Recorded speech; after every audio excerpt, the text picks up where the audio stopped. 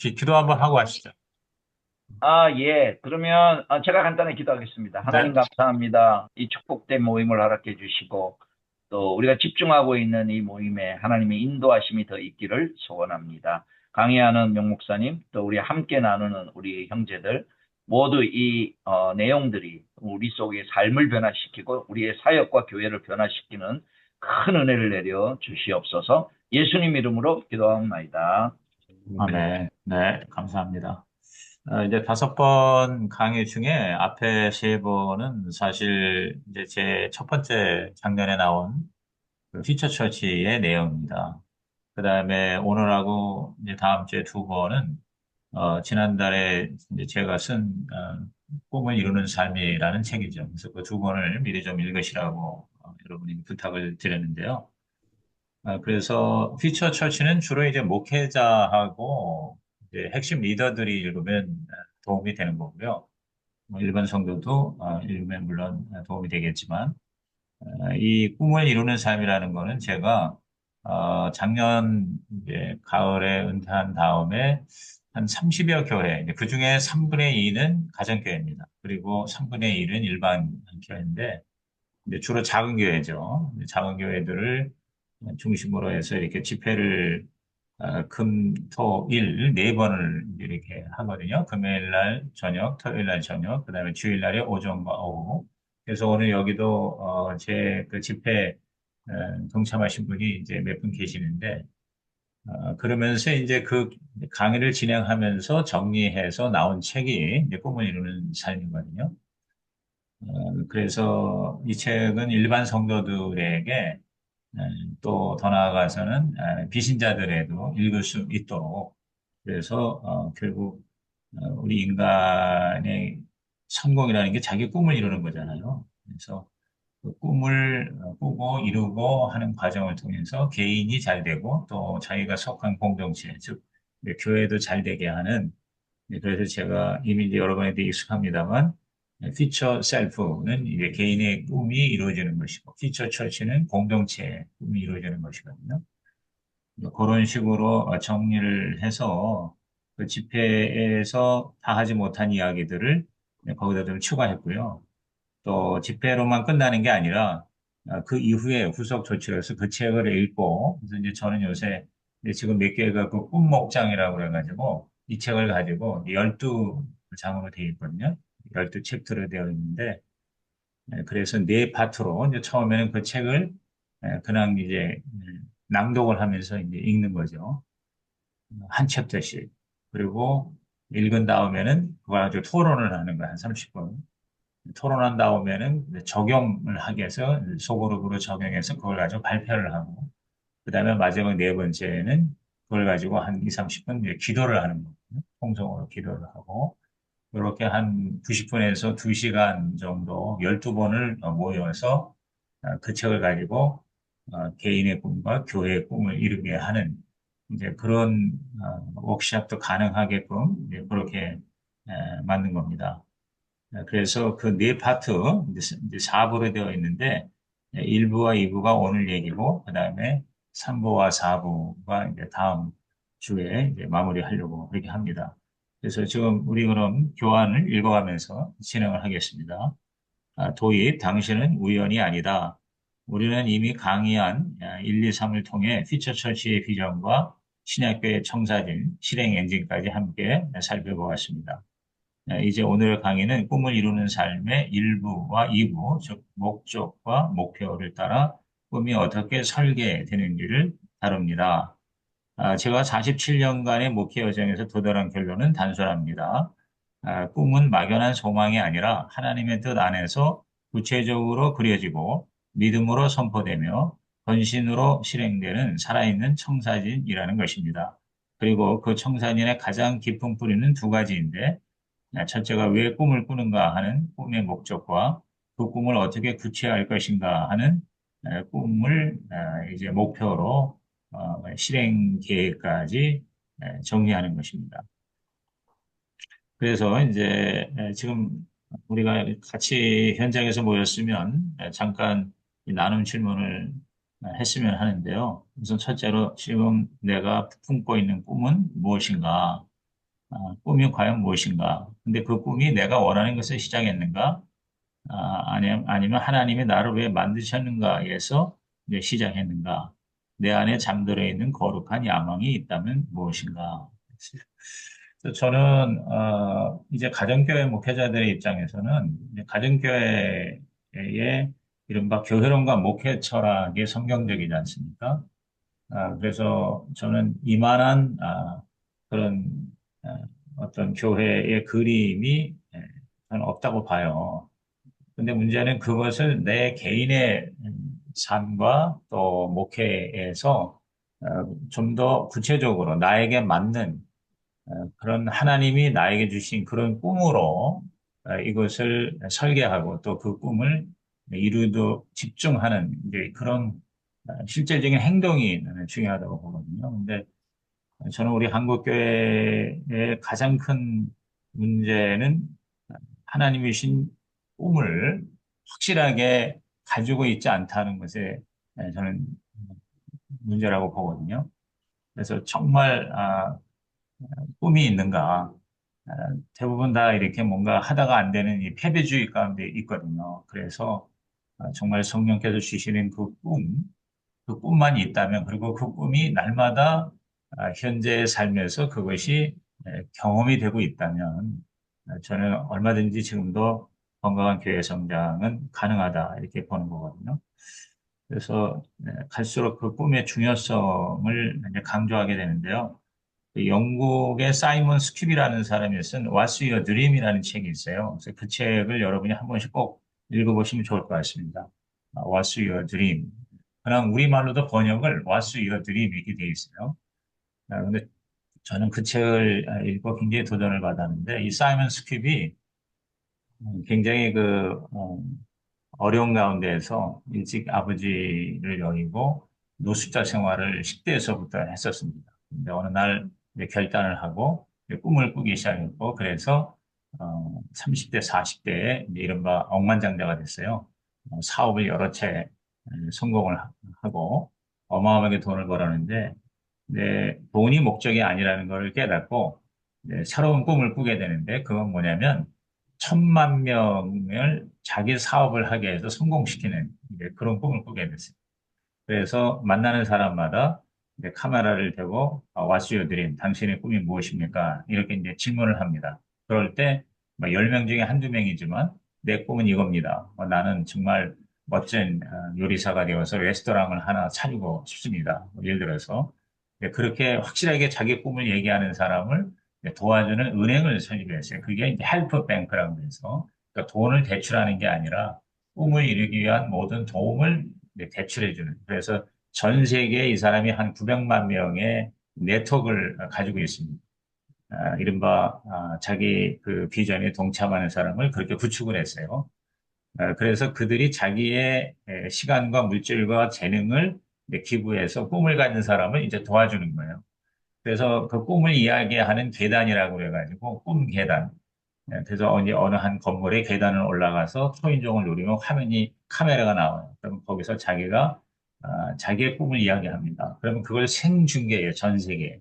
그러면 이제 그걸 관심을 가진 사람들이 이제 그거를 듣다가 내가 이 사람 도와줘야겠다. 그러면 뭐 정보로 도와주든가 인맥으로 도와주든가 어떤 경우는 물질로도 도와주고 아니면 그 노하우로 이렇게 도와줘서 각 분야의 전문가들이 그 분야에서 꿈을 꾼 사람들을 도와줌으로 인해서 그야말로 진짜 바닥에서 출발하는 이른바 자기 사업을 하게 하고 해서 그것을 성공시키게 하는데 이제 굉장한 센세이션을 일으키는 이제 그런 내용의 책입니다. 그래서 특별히 그 사업을 없는 가운데서도 해서 이제 성공하게 하는 이런 구체적인 방법론까지도 제시를 하는 거거든요.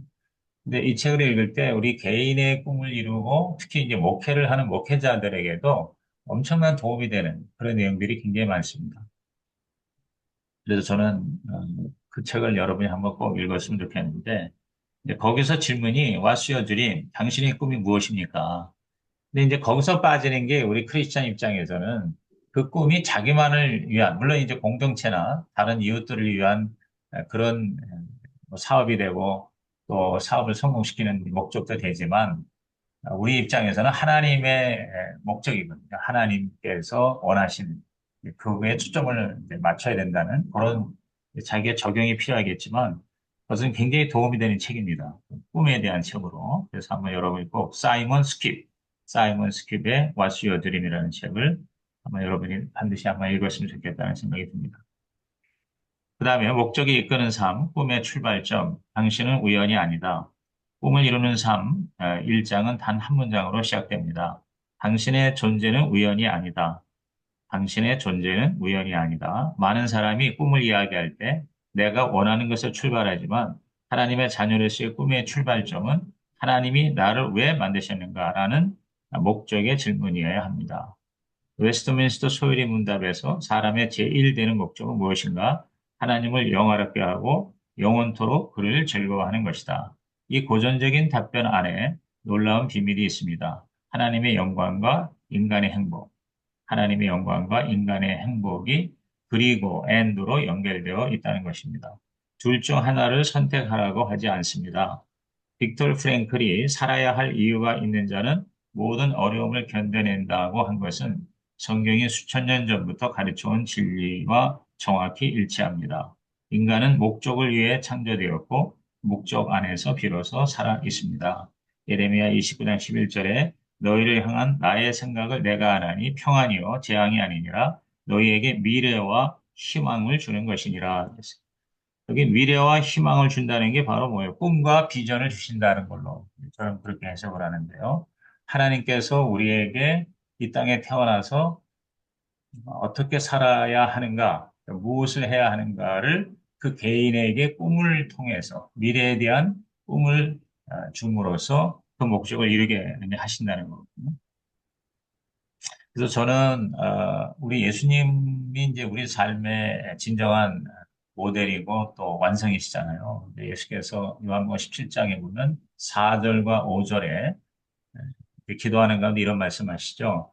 아버지께서 나에게 하라고 하신 일을 내가 이루어 아버지를 영화롭게 했습니다. 그다음에 5절에 그러므로 이제 아버지여 나도 아버지와 함께 영화롭게 하옵소서. 그래서 저는 거기서 우리가 이 세상을 사는 목적, 또 꿈을 꾸는 목적은 두 가지인데 첫째가 하나님을 영화롭게 하고 또 나도 영화롭게 되는 것이다. 그래서 하나님을 영화롭게, 나를 영화롭게. 물론 그 나에는 이제 다른 사람을 포함을 하는 거죠. 인간을 영화롭게 하는 거죠. 그래서 하나님은 우리가 이 땅에 태어나서 사는 모든 활동을 통해서 하나님을 드러내게 하시고 또 우리 자신이 우리 하나님이 주시는 모든 그 복을 누림으로 영화롭게 풍성하게 살게 하는 것. 그것이 바로 우리의 목적이다.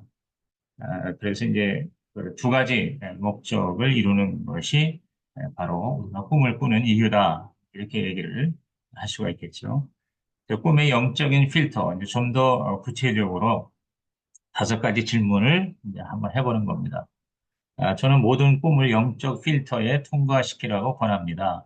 영적 필터를 통과한 꿈에는 세 가지 특징이 있는데 하나님의 말씀과 일치하고 나만이 아니라 이웃의 유익을 포함하며 성령의 평안이 수반된다는 것입니다. 그래서 꿈의 영적인 필터 다섯 가지 문항을 한번 이제 물어봄으로써 이 꿈이, 나가 꾸는 꿈이 또 우리 교회가 품는 꿈이 하나님의 목적에 이제 부합되는가 이거를 한번 스크리닝을 하는 거죠. 한번 검증을 해보는 거죠. 첫째, 이 꿈은 하나님의 말씀과 일치하는가? 두 번째, 이 꿈은 나만을 위한 것인가? 다른 사람의 유익도 포함하는가? 세 번째, 이 꿈을 생각할 때 성령의 평안이 있는가? 아니면 불안과 조급함이 있는가? 네 번째, 이 꿈이 이루어졌을 때 하나님께 감사합니다라고 말할 수 있는가? 다섯 번째, 이 꿈을 위해서 기도할 때 확신이 점점 이제 커지는가? 그래서 항상 자기가 꾸는 꿈이 인간의 야망이 아니라 하나님이 주신 진정한 하나님의 뜻이 되도록 끊임없이 이제 그거를 이제 살피는 것이 필요하죠. 사실 제가 이 피처 처치 이제 그 하나님의 꿈을 이루는 교회에 대해서 얘기할 때 우리 목회자들이 이 꿈을 꾼다는 거에 대해서 굉장히 주저하는 경우가 있어요. 왜냐하면 이것이 혹시 내 인간의 어떤 욕심이 아닌가, 야망이 아닌가, 라는 거에 대해서 너무 지나치게 이렇게 소심해하는 경우를 이제 보게 돼요. 어, 그리고 이제 특별히 또 우리 가정교회 입장에서 볼 적에는 우리 최영기 목사님도 좀 그런 입장이신 것 같은데, 이렇게까지 얘기하시잖아요. 아니, 우리가 주의 종인데, 종이 무슨 꿈을 꾸냐? 종이 무슨 꿈을 꾸냐? 주인이 하라는 대로 하면 되는 게 아니냐? 이제 이런 식으로, 이제 생각을 하는 분들이 좀 있는 것 같아요. 근데 이제 저는 우리가 이제 부모의 입장에서 우리 자녀들이 특별히 그게 죄가 되거나 또 악한 일이 아니라면 그 자녀가 원하는 거를 얼마든지 그 원하는 바를 이루면서 살도록 오히려 격려하고 지지하는 게 우리 부모의 입장 아닙니까?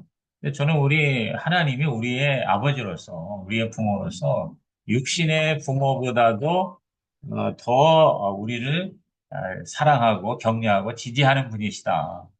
그래서 웬만하면 우리가 원하는 걸 하나님은 다 이루어 주신다 하는 것이 저는 일반적인 어떤 우리의 뭐라 그럴까 태도라 그럴까 입장이 된다고 보고요.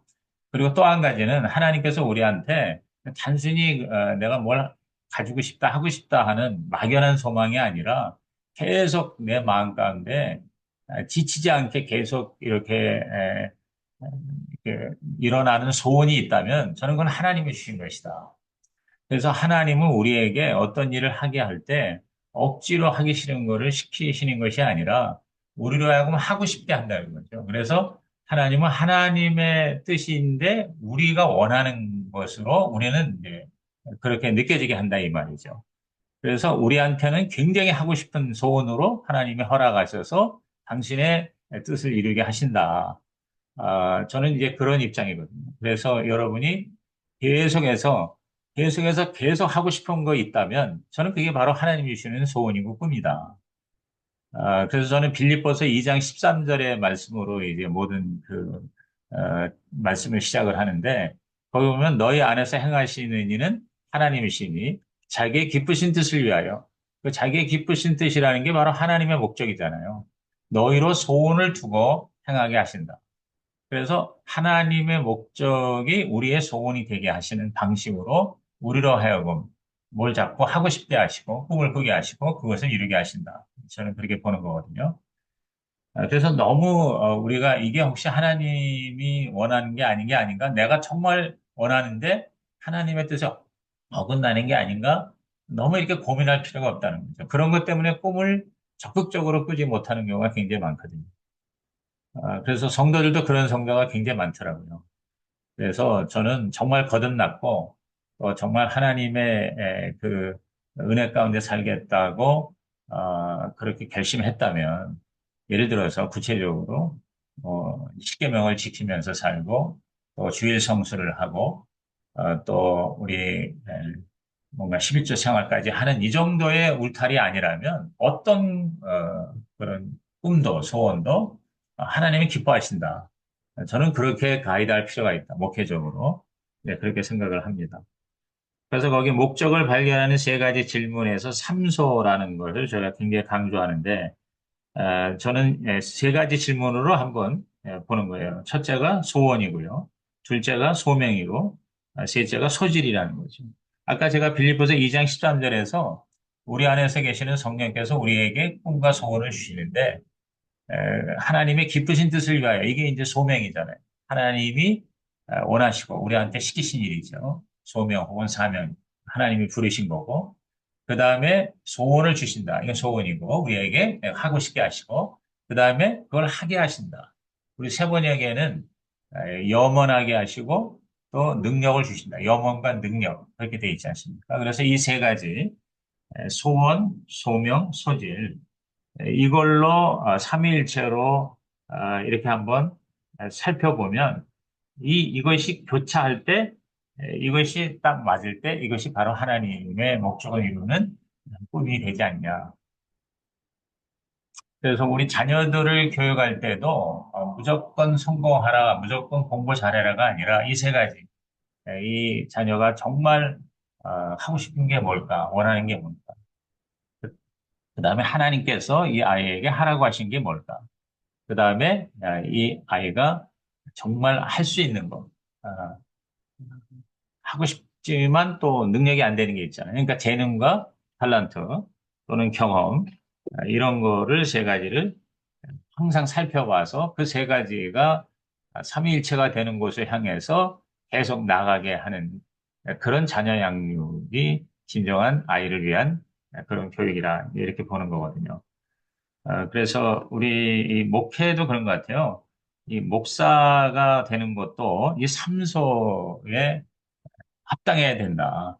우선 첫째, 정말 자기가 목사가 되길 원해야 되고요. 또 하나님이 부르셔야 되잖아요. 그 다음에 또 목사로서의 소질과 또 그런 은사가 있어야 되지 않습니까? 그래서 저는 이 목사가 되는 것도 은사다. 단순한 하나님의 부르심만이 아니라 그걸 할 수 있도록 하나님은 은사로 부르신다. 우리가 뭐 너무나 이제 신학교의 정신이 그거잖아요. 목사와 성도의 구분이 어떤 신분이 아니라 은사로 이제 저는 보는 거거든요. 목사로서의 은사가 있으니까 목사로 우리가 사는 거고, 일반 성도는 목사의 은사가 없는 사람이 자기의 또 각자 다른 은사로 교회를 섬기는 거거든요. 그래서 저는 우리 아내가 우리 제 늦둥이 아들을 자꾸 이렇게 목사가 되고 싶어 해요. 근데 얘가 어렸을 때는 목사가 된다고 그러더니 이제 자라면서 이제 좀 제정신이 드니까 그런지 이제 목사가 자기는 아니다. 목사가 되고 싶지 않다. 근데도 계속 지금 심심하면 우리 아내는 이제 다른 목사님들 또 다른 사람들만 당신이 도울 게 아니라 우리 지민이도 좀 목회를 하도록 그렇게 좀 상담도 하고 얘기도 하고 그래야 되지 않냐. 자꾸 그래요. 근데 이제 저는 그럴 때마다 이제 원칙론을 얘기하는 거예요. 첫째, 우리 아들이 정말 목사가 되고 싶어 해야 된다. 목사가 아니면 죽을 것 같아야 된다. 두 번째, 하나님이 우리 아들을 목사로 부르셔야 된다. 이른바 주의 종은 부르십니다. 그 다음에 그와 함께 목사로서의 뭐 우리 아내는 저보다는 우리 아들이 훨씬 목회를 잘할 자질이 있다고 그래요. 뭐 인간관계도 좋고, 뭐 부드럽고, 뭐, 그 다음에 성품도 좋고, 뭐 사람 중심이고, 뭐 이런 얘기네요. 그러나 나는 그것이 중요한 게 아니고, 정말 이 아이가 전도하고, 또 사람들을 키우는 그런 검증이 돼야 된다. 열매가 있어야 된다.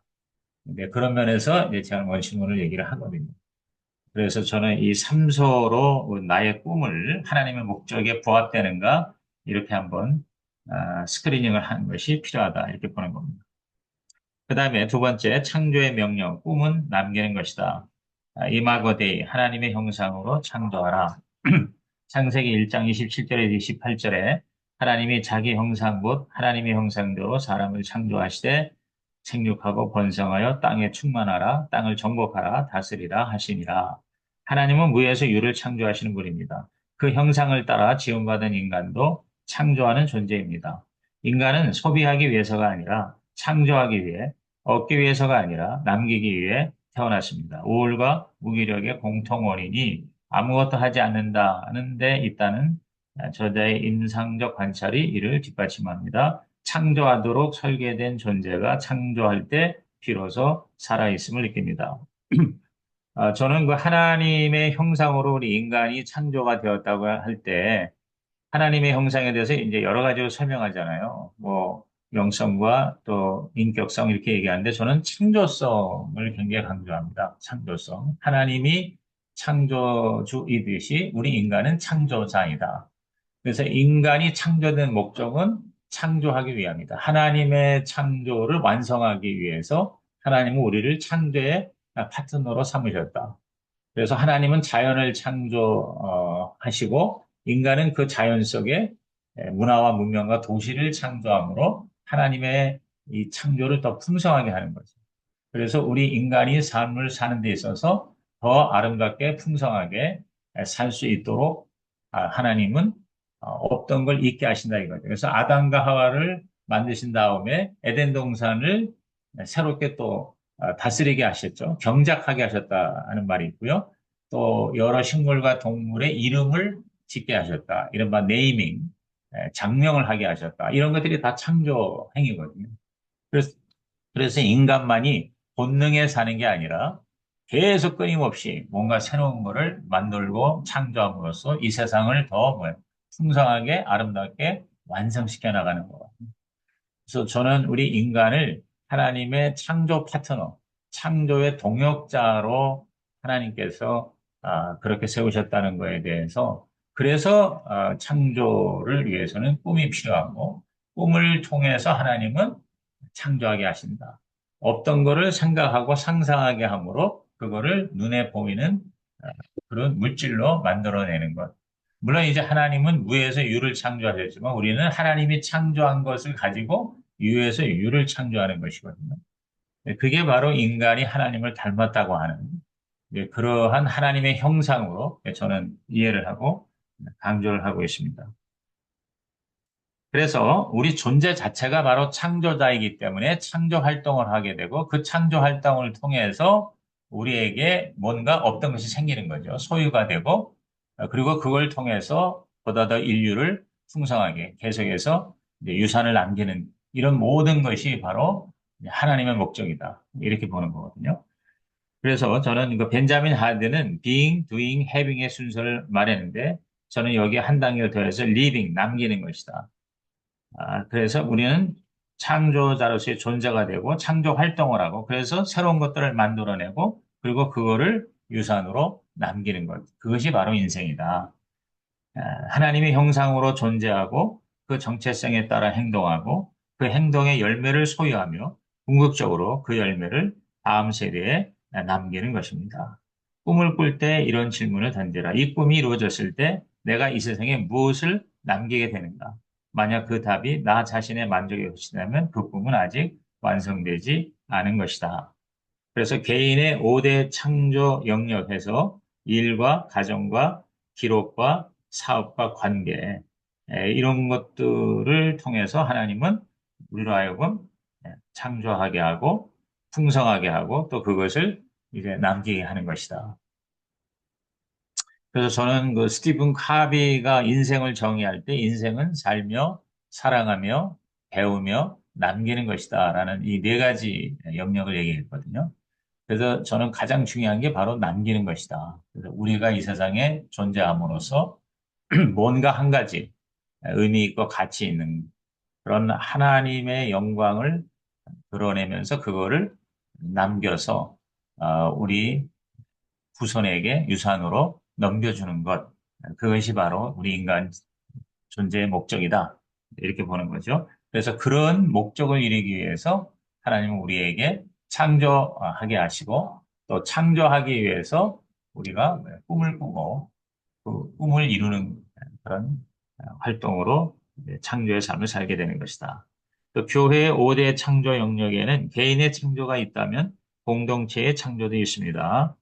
저는 5가지 영역으로 그래서 이미 그 퓨처 처치에서도 얘기를 했지만 저는 이것이 예수님의 창조다. 예수님의 목회다.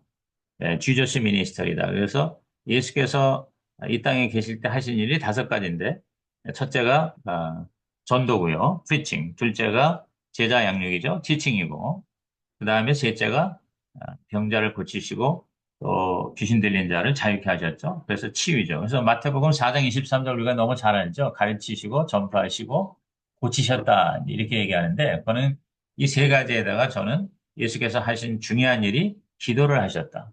이 기도를 하셨다는 게 뭐냐? 이게 바로 성령님을 의지하고 성령께서 예수님을 통해서 사역하게 하셨다.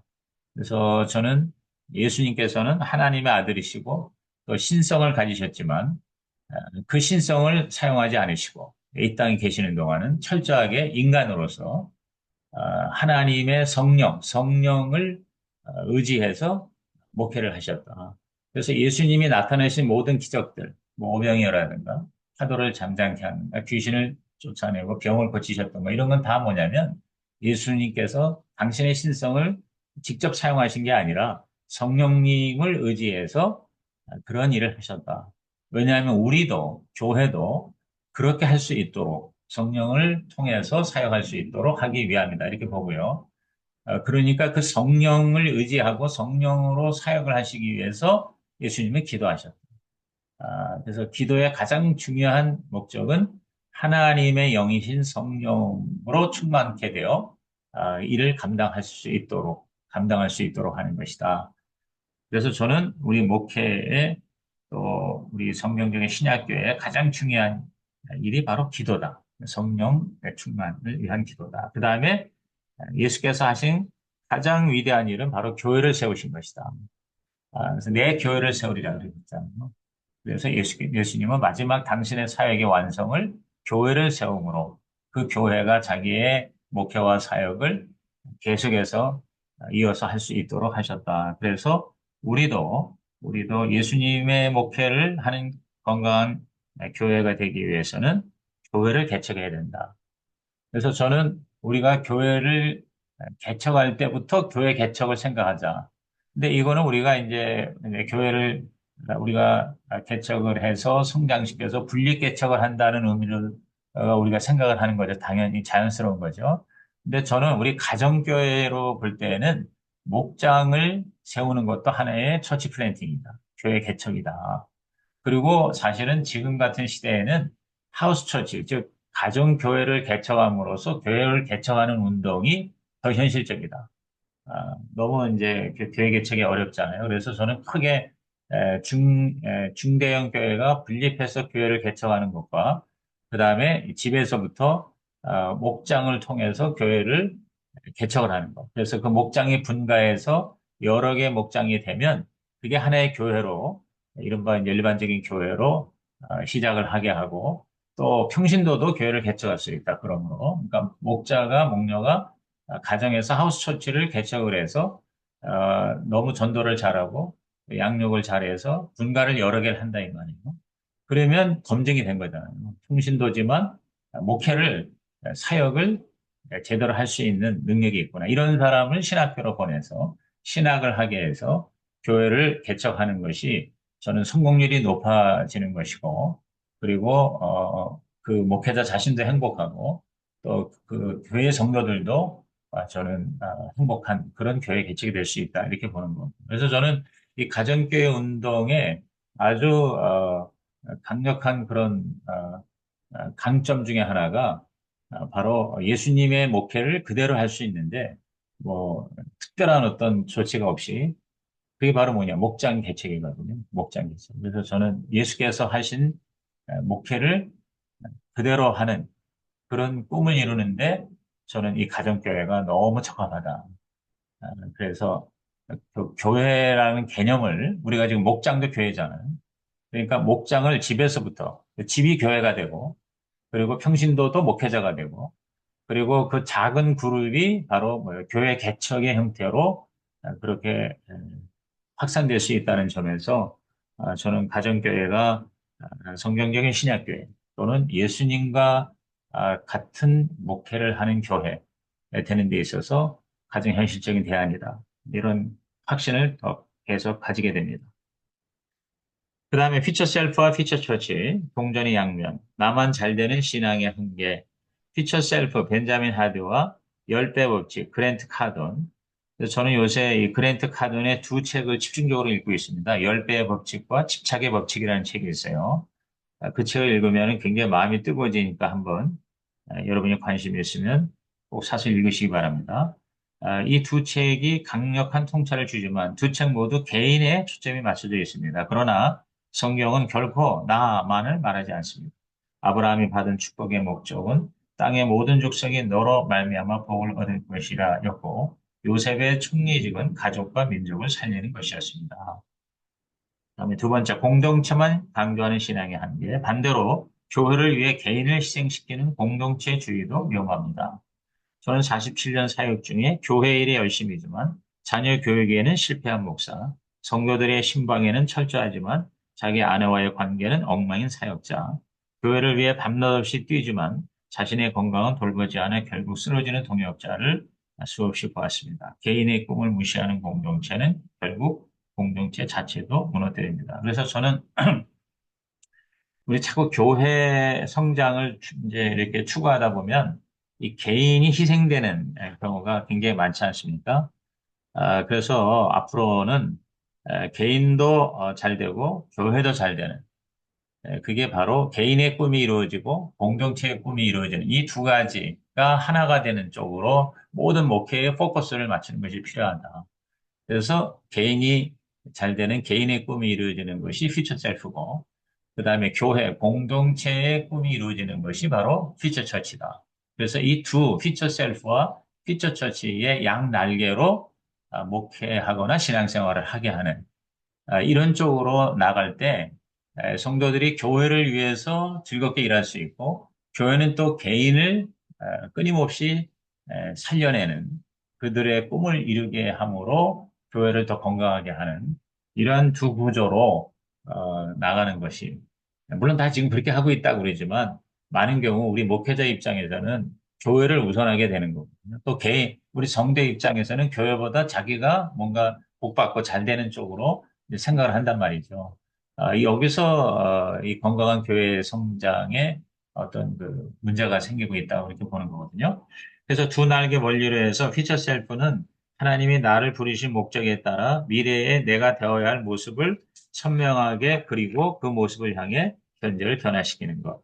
퓨처 처치는 하나님이 우리 공동체에 주신 사명에 따라 미래에 이 교회가 되어야 할 모습을 선명하게 그리고 그 모습을 향해 현재를 변화시키는 것. 이 둘은 동전의 양면이요, 비행기의 두 날개입니다.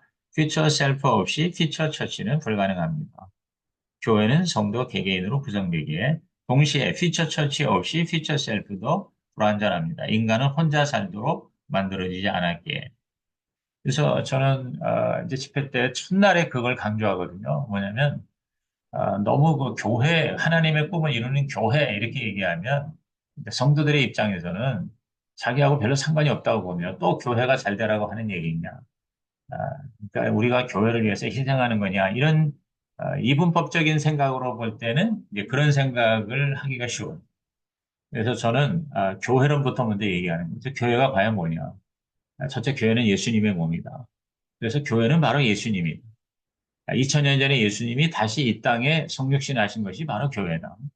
그러므로 교회는 제2의 성육신이다. 그래서 가장 성경적인 교회, 참된 교회는 뭐냐? 바로 예수님과 같은 교회다.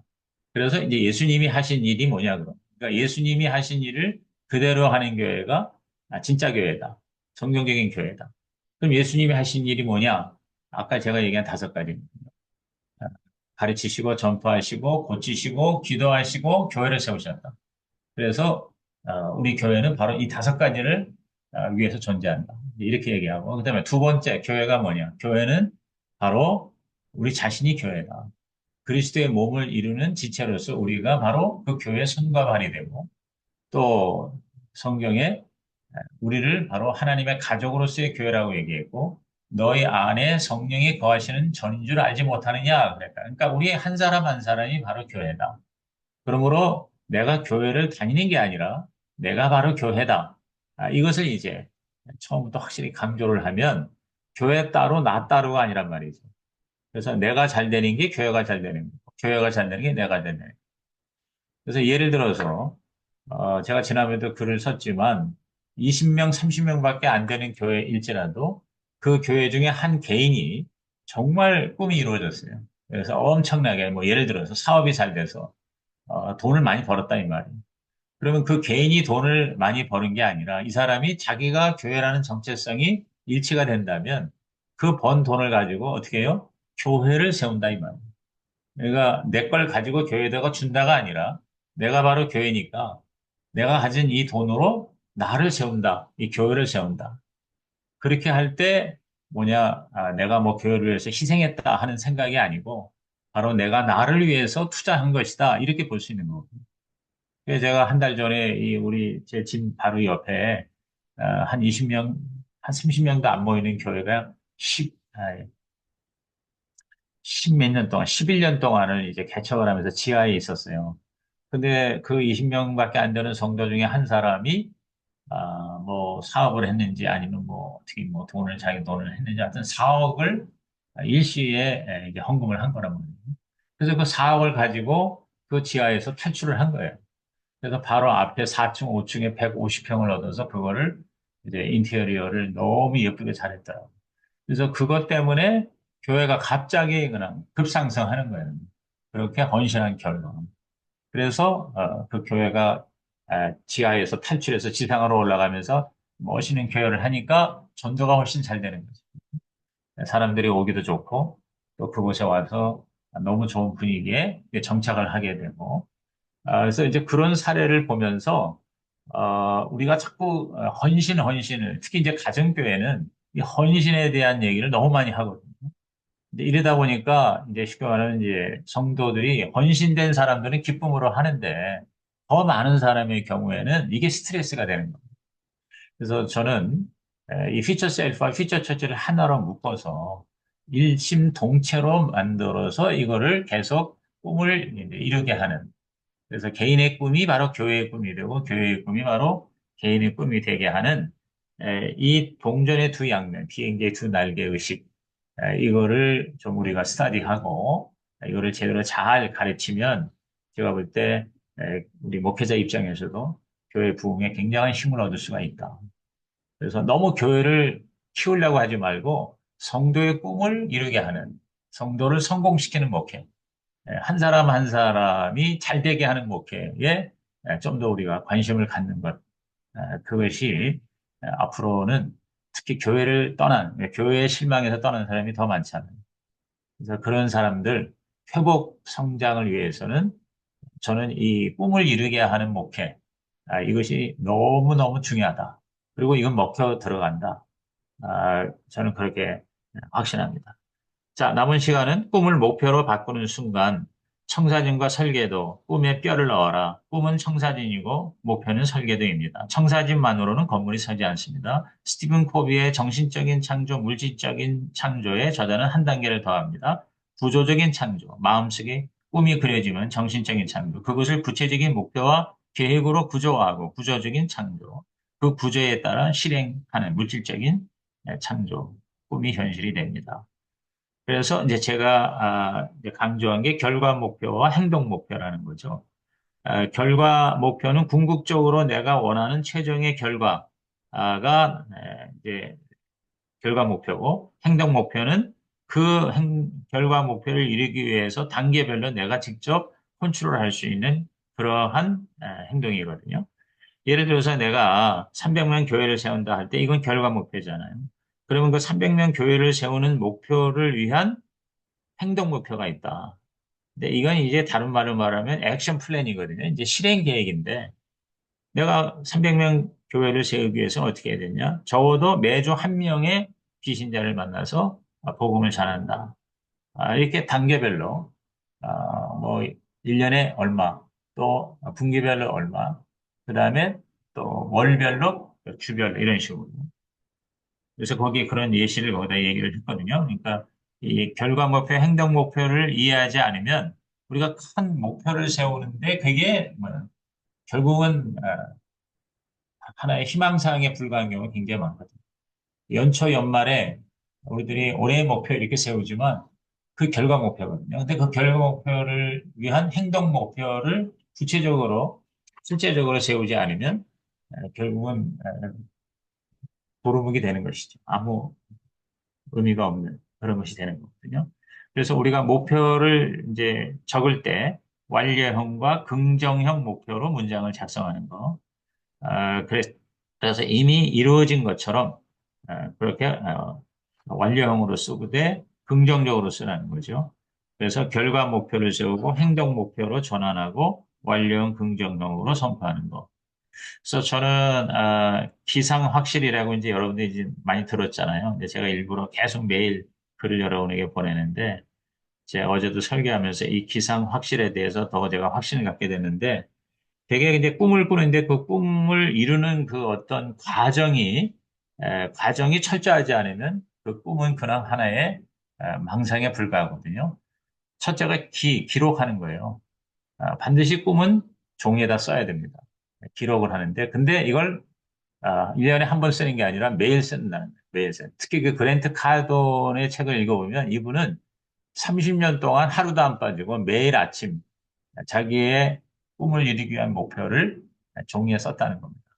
근데 그 쓴다는 것이 굉장히 구체적이죠.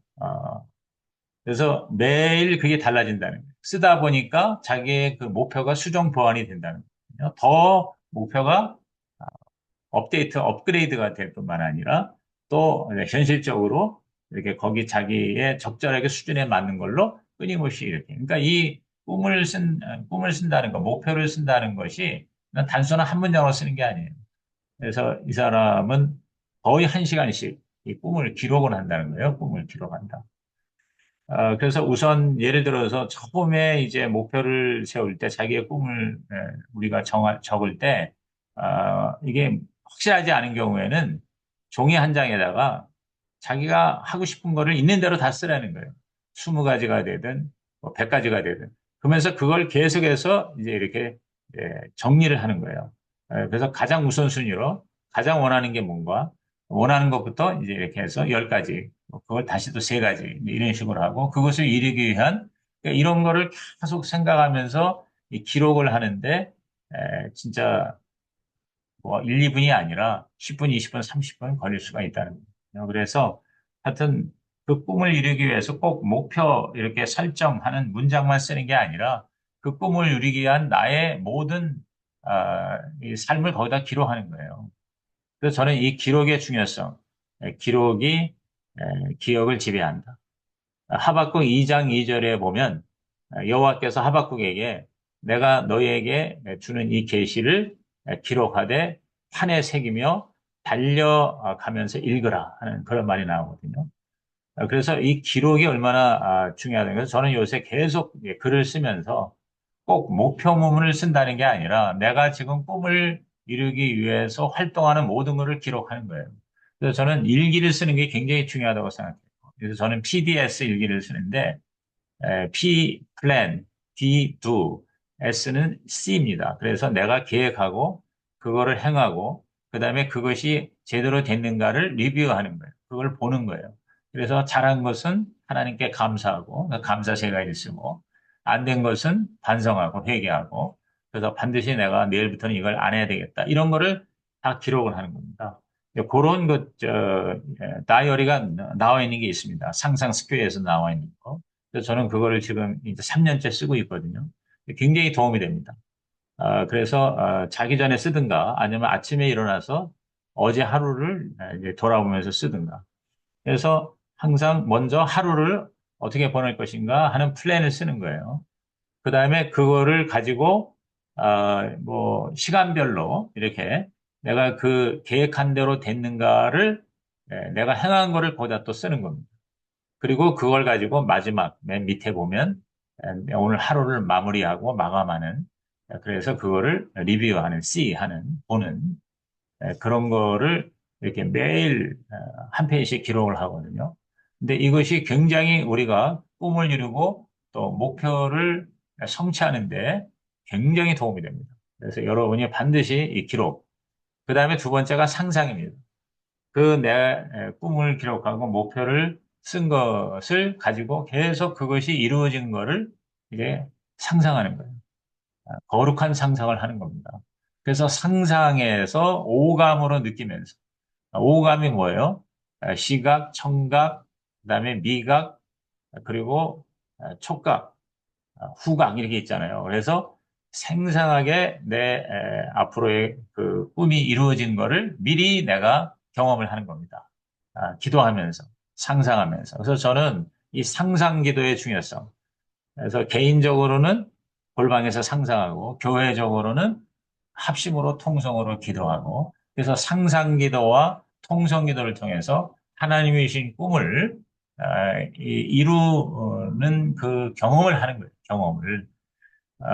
그래서 우리 여기 오늘 함께 하시는 우리 동역자들도 이 기상학習을 매일 했으면 좋겠어요. 상상. 그래서 저는 하루에 1시간 상상합니다. 상상하면서 계속 적어요. 상상하면서 내 반응, 내 감정적인 필링도 적고, 그 다음에 미처 내가 옛날에 생각하지 못한 것들을 새롭게 상상합니다. 그럼 그런 걸 계속 적어야 돼요. 적어야 계속 이것이 축적이 되는 것 같아요. 그래서 그 상상할 때 내 기도하는 1시간, 그때가 가장 즐겁다라는 찬송의 의미를 알게 됩니다. 그 상상 기도할 때 굉장히 행복합니다. 왜? 이미 이루어졌으니까. 그리고 하나님의 시간표에는 과거, 현재, 미래가 없잖아요. 그러니까 내가 정말 하나님이 주신 꿈이고, 내가 정말 그걸 원하고, 내가 그걸 정말 하나님께 기도를 하면, 마가복음 11장 24절에 기도한 것은 받은 줄로 믿으라고 그랬어요. 받은 줄로 믿으라고 그랬어요. 그 받은 줄을 믿는다는 게 뭐예요? 상상해서 내가 경험하는.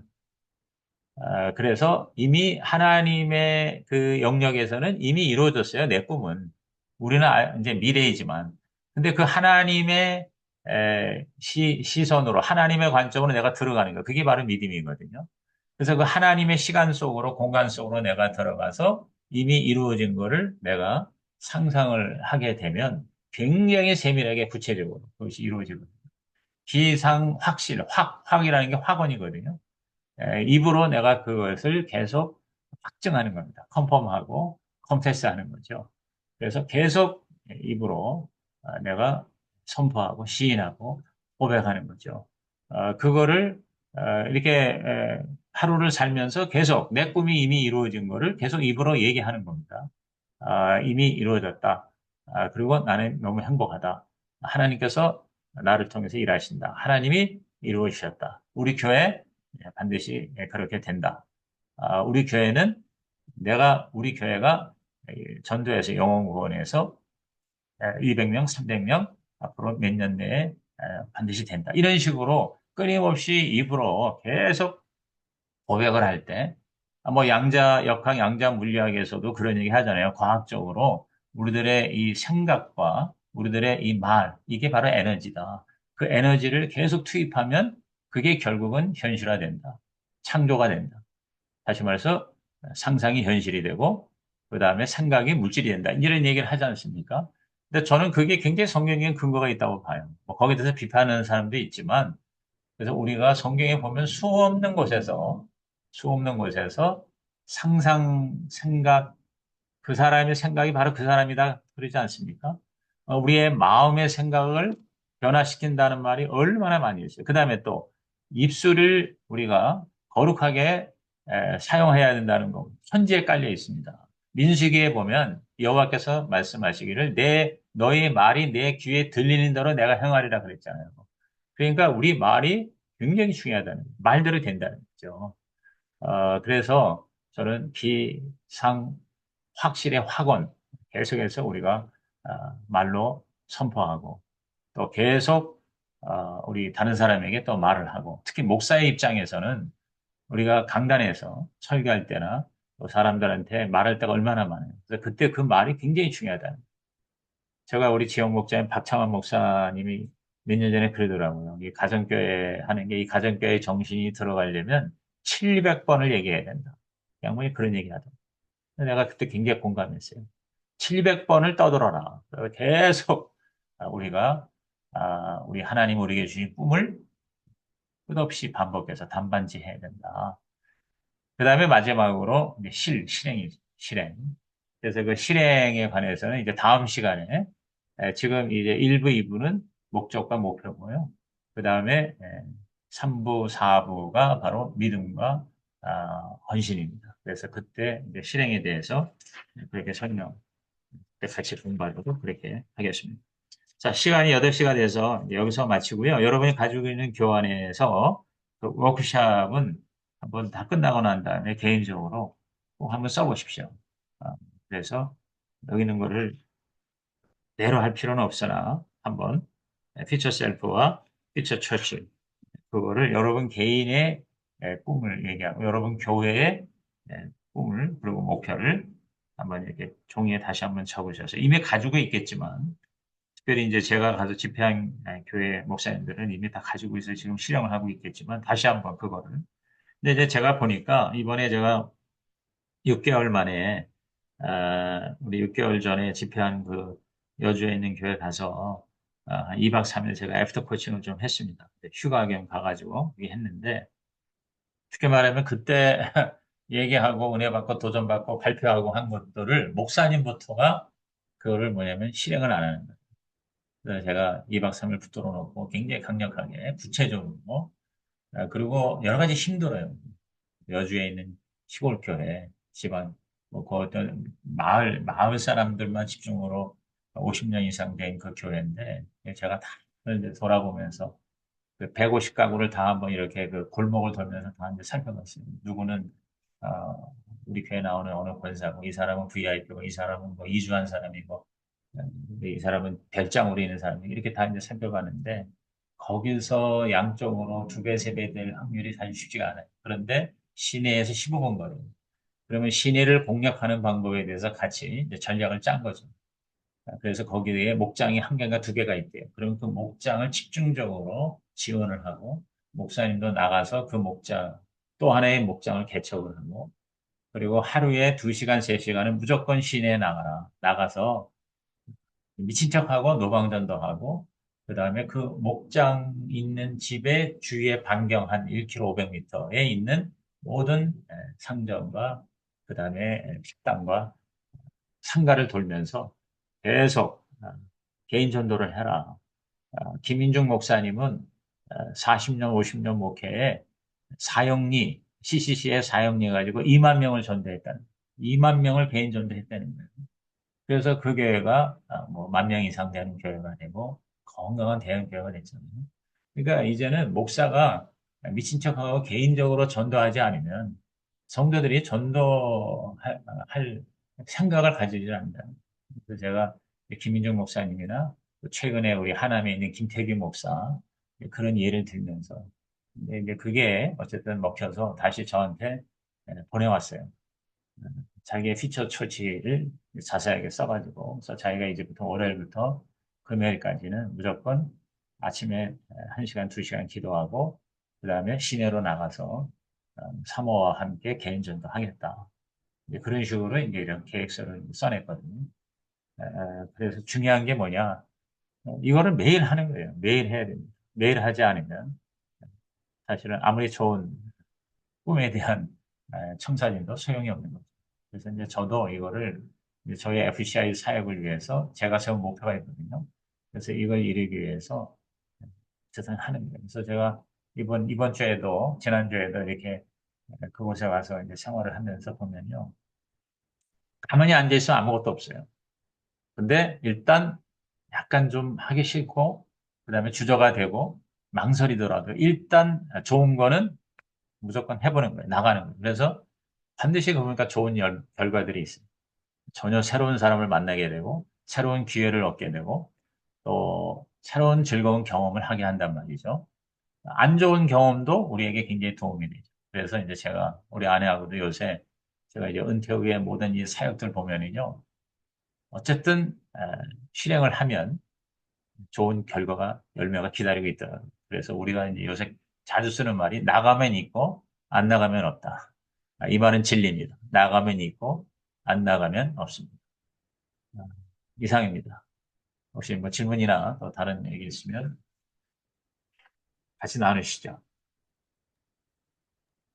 이게 나눔을 좀 풍성하기 위해서 우리 지난번처럼 우리 노일 목사님께서 하는데 지난번은 조금 너무 적었던 것 같아요.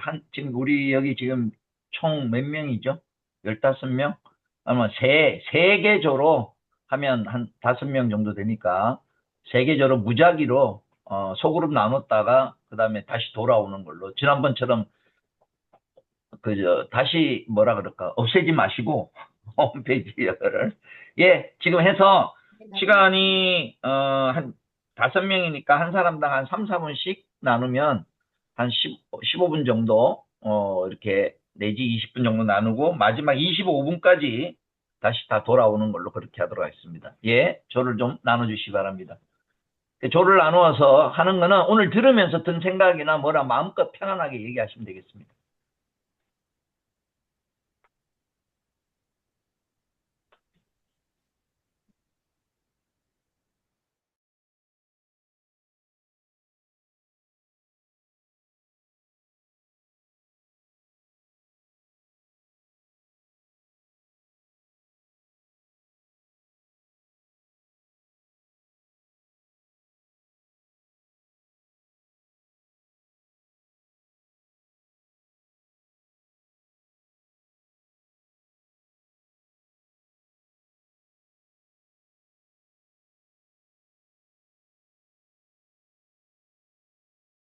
일단 교회에서 하고 나중에 마지막 날 이동하거든요.